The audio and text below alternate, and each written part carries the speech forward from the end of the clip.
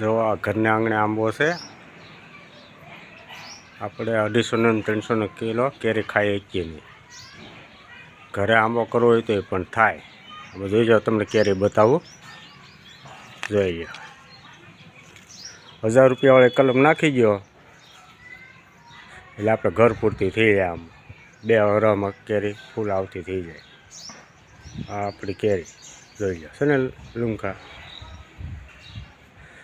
બાકીમાં 300 kilo ને 200 kilo ને આપણે ન ખાઈ શકીએ, સમજ્યા.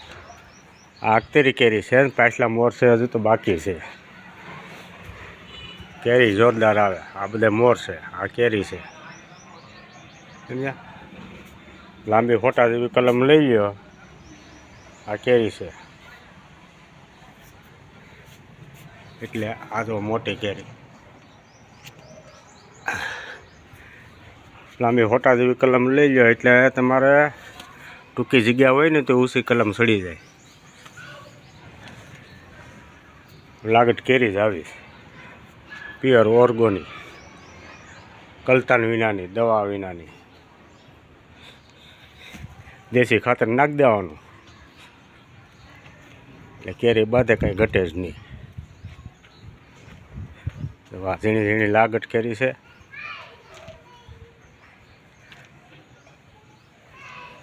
હમણાં 300 ને 400 સડક કેરીને દેવાય. 700 રૂપિયા કિલો ખાખડી વેચાય. આ મહિના દીધા ખાઈશ મફતના ભાવની.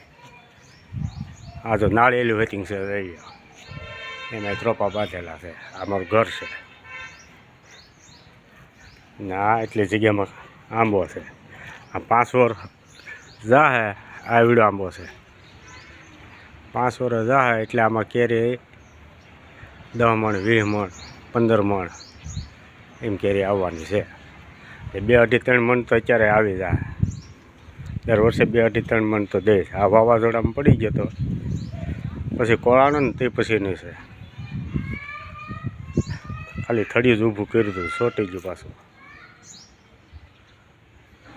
આ કેરી જો મોટી થાય ને પછી બતાવી કેવી કેરી આવે. જો આ લૂમખા,